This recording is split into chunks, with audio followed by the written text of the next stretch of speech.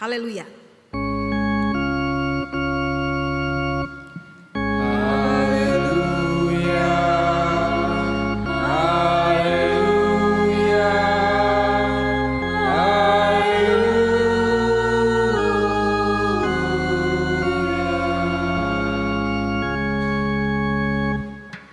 Bapak Ibu saudara-saudara yang dikasihi oleh Tuhan Yesus Kristus, inilah tema kita di dalam ibadah kita hari ini.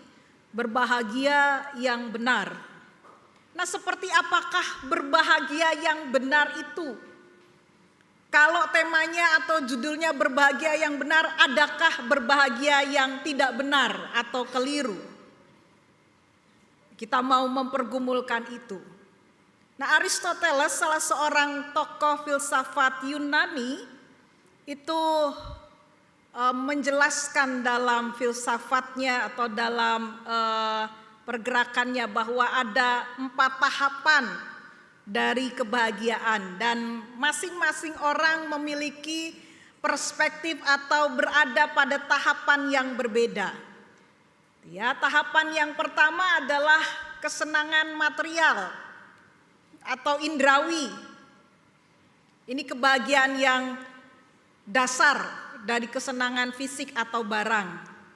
Ya, misalnya makan enak. Bisa makan enak itu bahagia. Nah, mungkin Bapak Ibu saudara-saudara yang pernah mengalami situasi yang tidak mudah dalam kehidupannya, dulu ketika kecil gitu ya, makan telur harus dibagi, makan telur rebus harus dibagi menjadi 4 potong. Lalu ketika dewasa bisa makan telur rebus, mungkin tidak hanya 1 butir gitu ya, atau 2 butir, dia akan merasakan kebahagiaan dan dia akan bisa menghayati betul 1 atau 2 butir telur rebus itu. Nah, dia tidak akan menyia-nyiakannya karena dia ingat dulu waktu kecil saya makan telur rebus saja harus dibagi menjadi 4. Atau makan tempe goreng harus dibagi menjadi 2 potong. Ada yang seperti itu?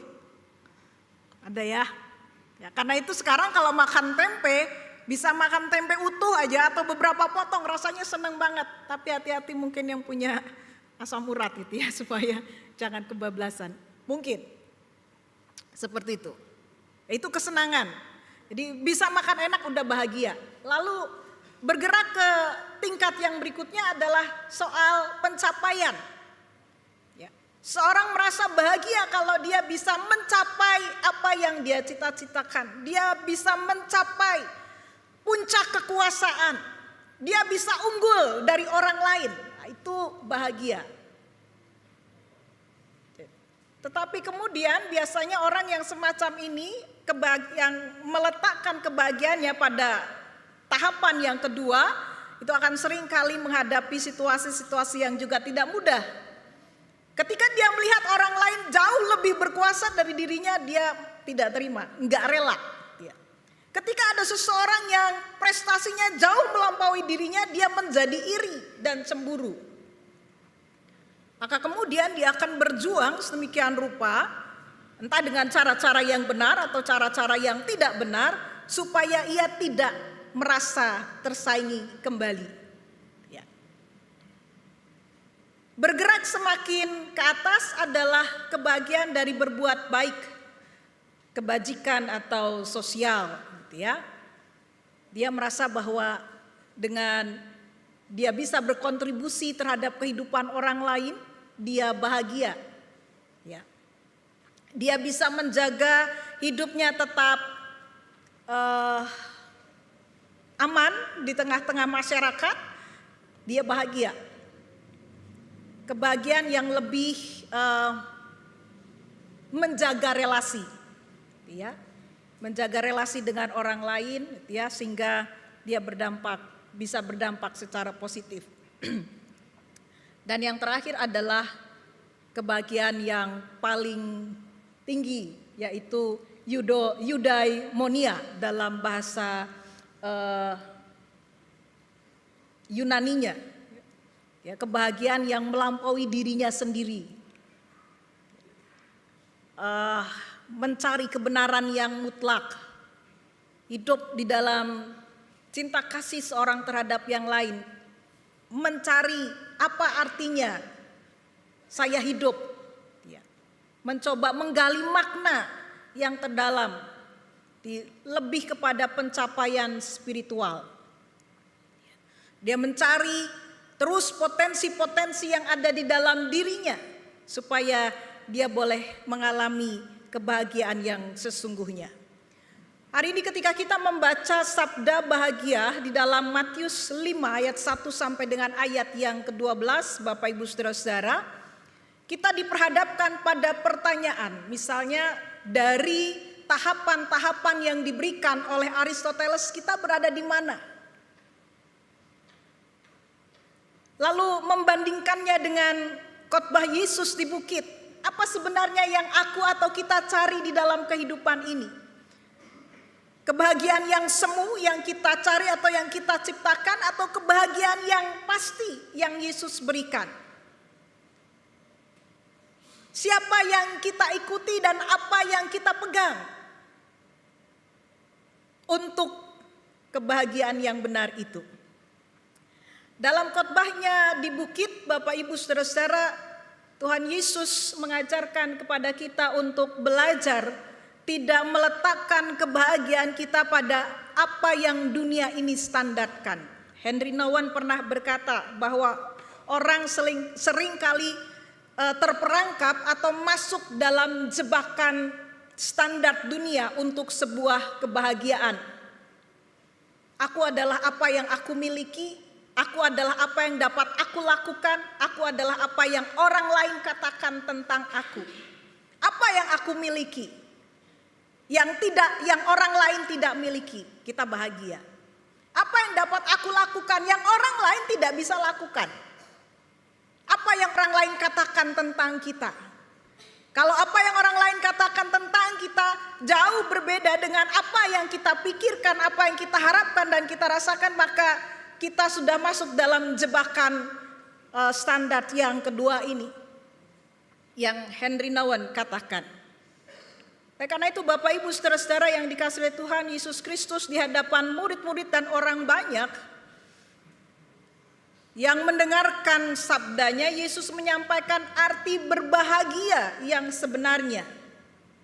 Sabda yang Yesus ajarkan atau apa yang Yesus sampaikan lebih kepada nilai-nilai yang harus dicari, nilai-nilai yang harus dikejar, dibangun, dihidupi, bukan hanya sekedar mencapai kegembiraan semata. Yesus mengajak para pendengarnya lebih menggali nilai-nilai yang rohani, spiritual, dan sudah barang tentu apa yang menjadi ukuran Yesus tentang berbahagia dan apa yang menjadi ukuran dunia ini tentang berbahagia pastilah jauh berbeda. Karena Yesus tidak berbicara tentang materi. Yesus tidak berbicara tentang apa yang aku miliki, apa yang dapat aku lakukan, apa yang orang lain katakan tentang aku untuk menjadi bahagia.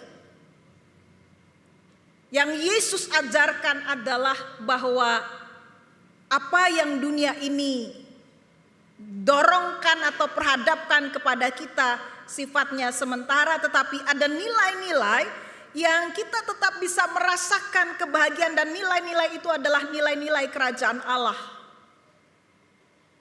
Dan nilai-nilai kerajaan Allah yang dapat membawa kita merasakan kebahagiaan yang sesungguhnya itu tidak bergantung pada situasi yang terjadi di sekitarnya. Saudara-saudara, ketika Yesus mulai mengajar, menyampaikan pengajarannya di bukit, mulai dari pasal 5 sampai dengan pasal yang ke-7, situasi yang dihadapi oleh masyarakat Yahudi atau orang Israel pada waktu itu adalah situasi yang tidak mudah. Situasi yang dihadapi oleh nenek moyang kita pada tahun 45 jauh sebelumnya begitu ya, atau 45 ke sini. Situasi yang sulit, situasi di mana mereka hidup di bawah kungkungan kekaisaran Romawi. Dan itu pasti mempengaruhi gerak-gerik mereka. Situasi itu juga pasti mempengaruhi mereka dalam melakukan berbagai aktivitas di tengah-tengah kehidupan yang tidak mudah. Ada banyak aspek-aspek atau sendi-sendi di dalam kehidupan mereka yang mereka tidak bisa bergerak dengan bebas, membuat mereka mengalami keputusasaan, ketidakberdayaan. Tapi Yesus mau mengatakan kepada para murid-muridnya dan pendengarnya, apa yang kamu alami, apa yang kamu lihat, kamu rasakan sekarang ini sesungguhnya tidak akan mengurangi kebahagiaanmu asal engkau punya perspektif yang benar tentang apa itu bahagia. Yesus memperhadapkan kepada mereka nilai-nilai kerajaan surga yang sifatnya kekal dengan atau versus situasi duniawi yang sesungguhnya sementara. Nah, kali ini saya mau mengajak kita untuk melihat 3 poin yang bisa kita soroti dari pengajaran Yesus di bukit ini. Yang pertama adalah berbahagialah orang yang miskin di hadapan Allah, karena mereka lah yang empunya kerajaan surga. Ya. Bapak Ibu Saudara-saudara, dalam perjalanan hidup kita, kalau kita merefleksikannya, apakah kita sudah benar-benar merasa miskin di hadapan Allah atau di hadapan Tuhan? Yang dimaksudkan oleh Yesus di sini bukan semata-mata miskin karena tidak punya apa-apa, tetapi miskin karena kita tahu bahwa diri kita miskin secara spiritual. Berbahagialah mereka yang miskin di hadapan Allah, who know they are spiritually poor. Dan ketika mereka merasakan bahwa atau kita merasakan bahwa kita benar-benar miskin di hadapan Allah, miskin secara rohani, maka pergerakan seharusnya adalah kita datang kepada Tuhan karena kita butuh Tuhan. Tapi seringkali yang terjadi adalah sebaliknya. Kita seperti orang-orang yang memegang cangkir kopi, ya. Lalu kita datang menawarkan kepada seseorang, tapi kemudian orang yang kita tawarkan segelas kopi itu ternyata punya segelas air yang murni dan segar, dan kita menginginkan air yang segar dan murni itu. Lalu apa yang akan kita lakukan? Sementara kita hanya memegang gelas cangkir yang isinya kopi pahit dan sudah dingin. Tapi kita menginginkan air yang murni itu. Tapi hanya ada satu gelas, satu cangkir yang kita pegang. Apa yang harus kita lakukan? Meminta orang itu, silakan, saya menginginkan air yang murni dan segar yang engkau pegang itu. Tolong tuangkan ke dalam kopiku. Saya yakin orang itu tidak akan mau. Kenapa? Karena itu berarti air yang murni dan segar itu tercampur dengan kopi yang pahit dan dingin, dan itu berarti air yang murni dan segar itu terbuang dengan percuma. Saudara-saudara, kalau kita ingin merasakan kehidupan yang berkelimpahan di dalam Tuhan, bukan sekali lagi menitik beratkannya pada hal-hal yang bersifat duniawi atau materi, maka kita perlu untuk mengambil langkah pergi ke wastafel. Tunggu ya, kamu di sini, tak buang dulu kopi ini.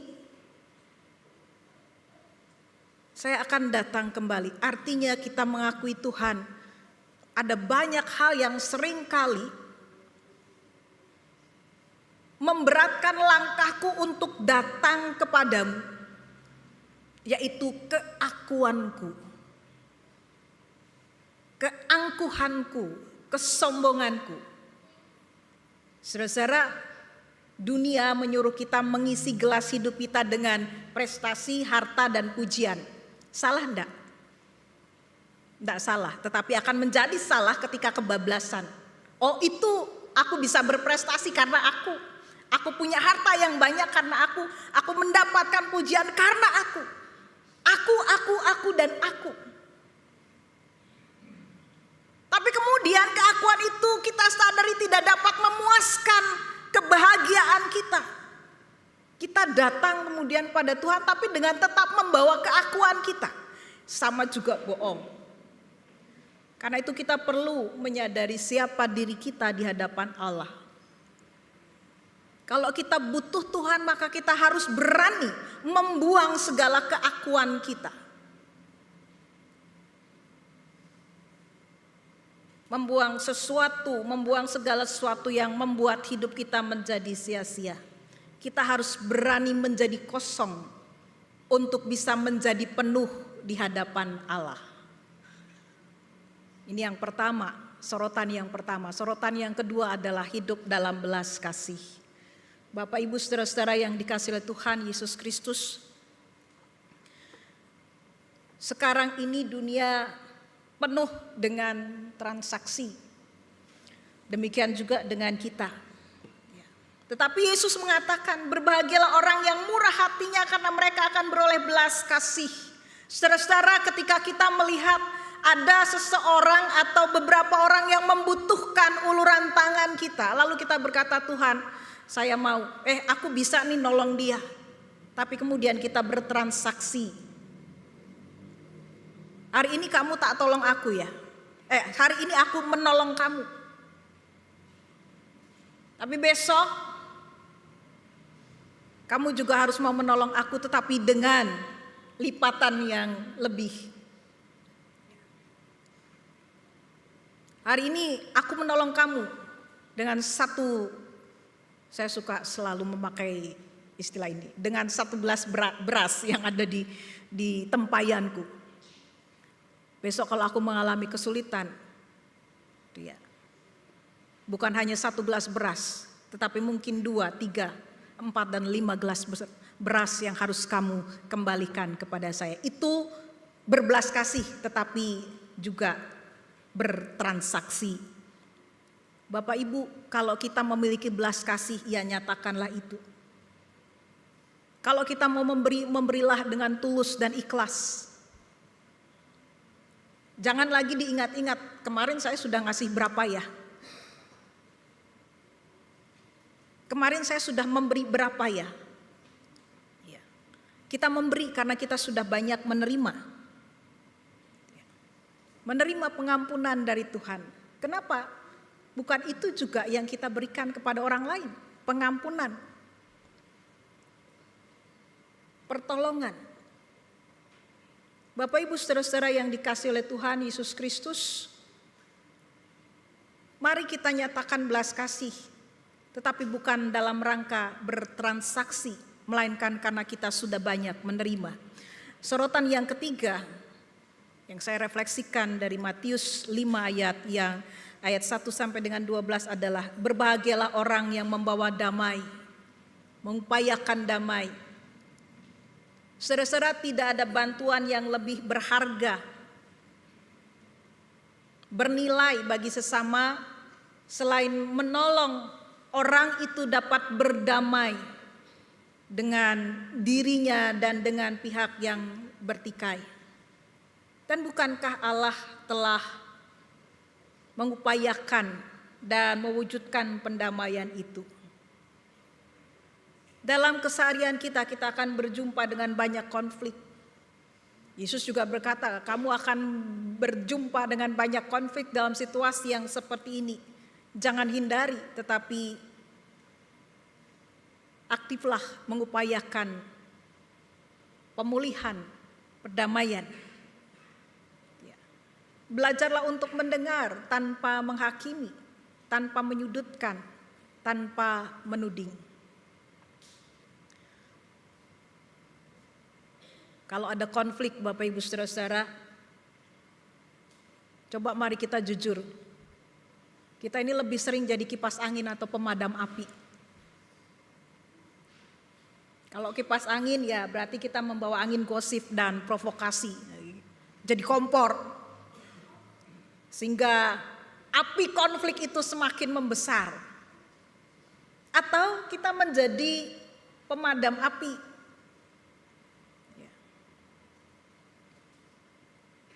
Menyerap panas amarah dengan ketenangan dan meredam konflik. Ketika kita benar-benar menyoroti apa yang Yesus ajarkan, maka tidak ada yang lain selain kita akan merasakan inilah kebahagiaan yang sesungguhnya. Karena itu yang perlu kita lakukan adalah metanoia. Merubah paradigma kita tentang berbahagia.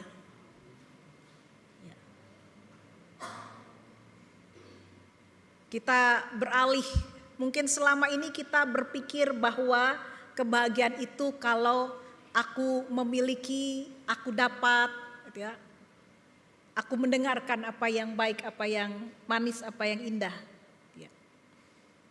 Atau masih berada pada standar yang pertama dan kedua, seperti yang disampaikan oleh Aristoteles dalam filsafatnya.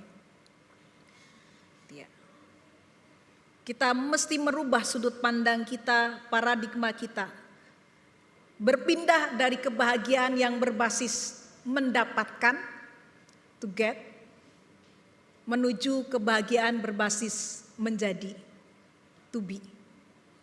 Saya mau menjadi orang yang lebih rendah hati di hadapan Tuhan. Saya selalu mau membutuhkan Tuhan dan seterusnya. Karena itu inilah praktek-praktek yang bisa kita upayakan. Supaya apa yang kita soroti pada ibadah hari ini menolong kita untuk merasakan kebahagiaan yang sesungguhnya. Yang pertama adalah praktek kerendahan hati. Mari kita memulai hari kita.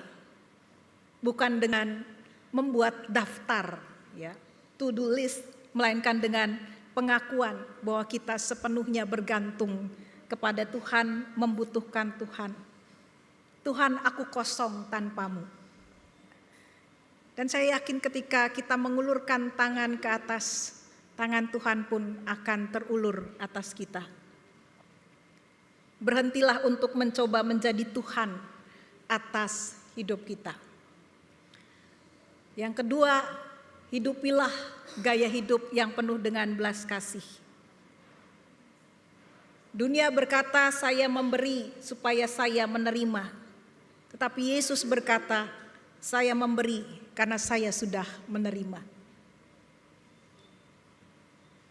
Kita bisa mencari satu orang dalam minggu ini yang mungkin dalam ukuran kemanusiaan kita itu tidak layak untuk menerima bantuan kita.